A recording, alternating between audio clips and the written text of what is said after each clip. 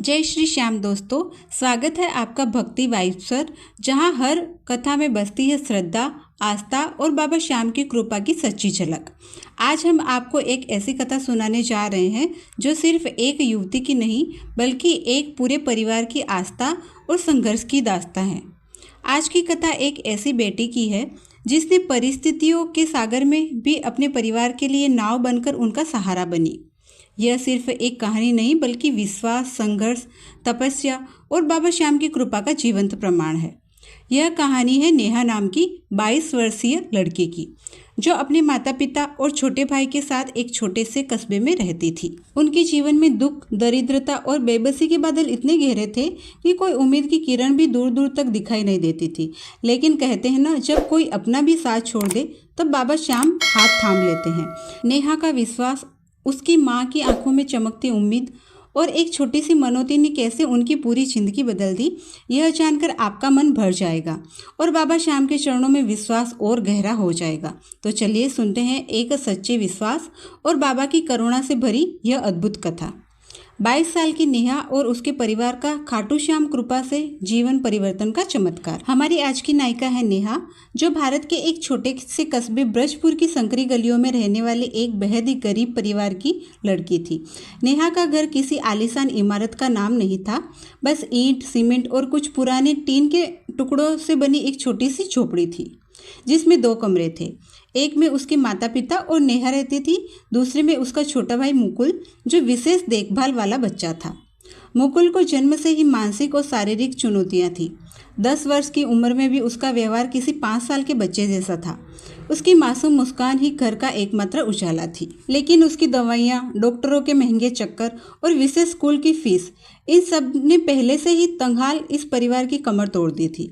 नेहा के पिता शिव नारायण जी एक समय फैक्ट्री में मजदूरी करते थे, लेकिन 1 साल पहले घर लौटते वक्त सड़क दुर्घटना में उनका पैर बुरी तरह घायल हो गया। नसें दब गई थी, हड्डियां टूटी और कई ऑपरेशनों के बावजूद वे अब ज़्यादा देर तक खड़े भी नहीं हो सकते थे। नौकरी छूट चुकी थी और अब वह बिस्तर पर पड़े रहते थे। उनकी आंखों की लाचारी और चुपचाप गिरते आंसू नेहा को अंदर तक तोड़ते थे। माँ सावित्री देवी कभी घर से बाहर नहीं निकली थी, लेकिन अब समय ने उन्हें मजबूर कर दिया था। वह आसपास के घरों में बर्तन और कपड़े धोने का काम करने लगी, पर इतनी उम्र में भी वह कितना कर पाती। नेहा ने तय कर लिया था कि वह ही अपने परिवार की ढाल बनेगी। वह सुबह जल्दी उठकर घर का सारा काम निपटाती, माँ को रोटी के लिए आटा गूंदने में मदद करती, पिता को सहारा देकर बाथरूम ले जाती और मुकुल को स्कूल के लिए तैयार करती। फिर वह खुद तैयार होकर बच्चों को ट्यूशन पढ़ाने निकल जाती। ब्रजपुर के मोहल्लों में छोटे छोटे बच्चों को गणित और विज्ञान सिखाकर वह महीने में मुश्किल से 3500 से 4000 कमा पाती थी। लेकिन इसी में उसे घर चलाना होता, मुकुल की फीस देनी होती, दवाई लानी होती और बिजली पानी के बिल भरने होते। नेहा की आंखों में एक सपना था, सरकारी नौकरी का। वह जानती थी कि यही एक रास्ता है जो उसके परिवार को गरीबी के दलदल से निकाल सकता है, पर पढ़ाई के लिए समय निकालना, परीक्षा की फीस भरना और तैयारी करना, ये सब उसकी परिस्थिति के सामने चुनौती बनकर खड़े थे। वह दिन रात मेहनत करती, लेकिन हर परीक्षा में कुछ नंबरों से पीछे रह जाती। एक बार इंटरव्यू तक पहुंची, पर आत्मविश्वास की कमी साफ झलक रही थी। असफलताएं उसे झंझोर रही थी, लेकिन उसका विश्वास टूटा नहीं। नेहा को भगवान में बचपन से ही आस्था थी। दादी उसे मंदिर ले जाती थी और भगवान की कहानियाँ सुनाया करती थी। जब भी मन उदास होता, वह अपने छोटे से पूजा घर में बैठकर आंखें मूंद लेती और मन ही मन भगवान से बात करती। एक दिन उसकी सहेली दीपाली उससे मिलने आई। दीपाली अब काफ़ी बदल चुकी थी, उसका चेहरा चमक रहा था। नेहा ने जब अपने हालात बताए तो दीपाली मुस्कुराकर बोली, नेहा एक बार खाटू श्याम बाबा के दरबार में जा। मैंने भी उनके दर पर अर्जियां लगाई थी और उन्होंने मेरी सारी मन्नतें सुन ली। तो भी सिर्फ एक बार सच्चे मन से उन्हें पुकार, वे जरूर सुनेंगे। नेहा की आंखों में आंसू थे। वह बोली, दीपाली मैं जाना तो चाहती हूँ, पर मेरे पास न तो पैसे हैं और ना ही वक्त। मैं घर छोड़कर कैसे जाऊँ? दीपाली ने नेहा का हाथ पकड़कर कहा, अगर तू नहीं चाह सकती तो क्या हुआ?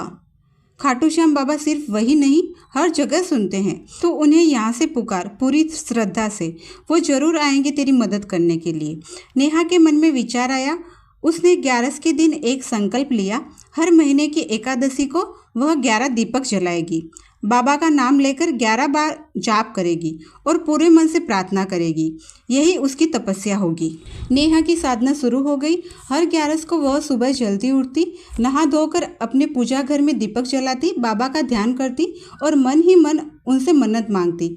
हे बाबा, मुझे मेरे शहर में ही एक नौकरी दे दो ताकि मैं अपने माँ बाप का सहारा बन सकूं, मुकुल का इलाज करा सकूं। बस एक नौकरी बाबा, बस एक मौका। उसने अपनी पढ़ाई को और गंभीरता से लिया। दिन भर की थकान के बावजूद रात को किताबों में डूबी रहती। 11 की तपस्या के साथ उसने नई परीक्षाएं दी, परंतु पहले रिजल्ट में वह 1 अंक से रह गई। दूसरी बार इंटरव्यू अच्छा गया पर चयन नहीं हुआ। तीसरी बार उसे रिजेक्ट कर दिया गया लीडरशिप स्किल्स की कमी कहकर। नेहा टूट जाती थी पर बाबा का नाम नहीं छोड़ती थी। दीपक जलते रहे, बाबा का जाप चलता रहा। एक दिन जब 11वीं 11 आई, नेहा के चेहरे पर अजीब सी शांति थी। उस दिन उसने दीपक जलाए, बाबा से बात की। बाबा, आपने मेरी हर परीक्षा देखी है, आज मैं खाली नहीं हूँ, मेरे हाथों में उम्मीद है, मैं आज भी आपकी हूँ और हमेशा रहूँगी। और फिर ठीक उसी क्षण उसका फ़ोन बजा। वह सरकारी परीक्षा का परिणाम था। हाथ काँप रहे थे, आंखें नम थी और स्क्रीन पर उसका नाम चमक रहा था। नेहा चयनित हो चुकी थी। उसे भोजपुर के ही एक सरकारी विभाग में क्लर्क पर नौकरी मिल गई थी। अब वह अपने परिवार के साथ रह रही थी, मुकुल की देखभाल कर सकती थी और अपने माता पिता को वह सुकून दे सकती थी जिसकी उन्होंने उम्र भर उम्मीद की थी। वह खुशी से चिल्लाई, माँ, मेरी नौकरी लग गई। माँ दौड़ती हुई आई। पिताजी ने उठने की कोशिश की। मुकुल अपनी मासूमियत से खिलखिलाने लगा। घर का हर कोना आज पहली बार रोशन हुआ था।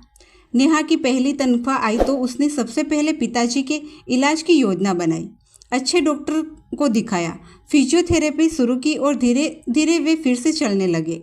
मुकुल के लिए विशेष स्कूल और थेरेपी का इंतजाम किया। माँ के लिए उसने नई साड़ी खरीदी और खुद के लिए पहली बार एक जोड़ी नई चप्पलें। फिर एक दिन नेहा, माँ, पिताजी और मुकुल चारों खाटू धाम पहुँचे। बाबा श्याम के मंदिर में जब नेहा ने सिर झुकाया तो उसकी आंखें भर आई, लेकिन इस बार ये आंसू हार के नहीं, आभार के थे। उसने कहा, बाबा, आपने तो मेरी पूरी दुनिया ही बदल दी। आपने उस दीपक की हर लो को सुना, आपने मेरी पुकार को स्वीकार किया, आपने मेरी तपस्या को फलीभूत किया। अब नेहा हर 11 को दीपक जलाती। उसका जीवन अब दूसरों के लिए प्रेरणा बन चुका था। वह हर महीने अपनी सैलरी का हिस्सा ऐसे बच्चों की मदद के लिए देती जिन्हें मुकुल जैसी देखभाल की जरूरत थी। और इस तरह जिस नेहा के परिवार पर चारों ओर से अंधकार छाया हुआ था, उसके जीवन में बाबा श्याम ने वो उजाला भर दिया जिसकी कल्पना उन्होंने कभी सपने में भी नहीं की थी। एक छोटी सी मनौती, कुछ आंसुओं की पुकार और सच्ची श्रद्धा ने जो कर दिखाया, वह सिर्फ चमत्कार नहीं बल्कि बाबा श्याम की असीम कृपा का परिणाम है। यह सिर्फ नेहा की कहानी नहीं है, यह उस हर इंसान की कहानी है जो अंधेरे में भी आशा का दीप जलाए रखता है।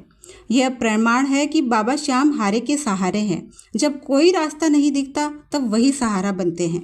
इस कहानी से हमें यही सीख मिलती है कि अगर मन सच्चा हो और विश्वास अड़िग हो तो बाबा श्याम कभी किसी को खाली नहीं लौटाते। उनका दरबार खुला है, अमीर के लिए भी, गरीब के लिए भी और हर उस मजबूर के लिए भी जिसके पास अब कोई आसरा ही नहीं है। अगर यह कथा आपके हृदय को छू गई हो तो इसे अपने परिवार और मित्रों के साथ जरूर साझा करें और भक्ति वाइब्स को सब्सक्राइब करना न भूलें, क्योंकि यहाँ हर कथा में बसते हैं बाबा श्याम। कमेंट में जय श्री श्याम लिखकर हमें बताएं कि आपको यह चमत्कारी यात्रा कैसी लगी। मिलते हैं ऐसी ही चमत्कारी कहानी के साथ में अगले वीडियो में।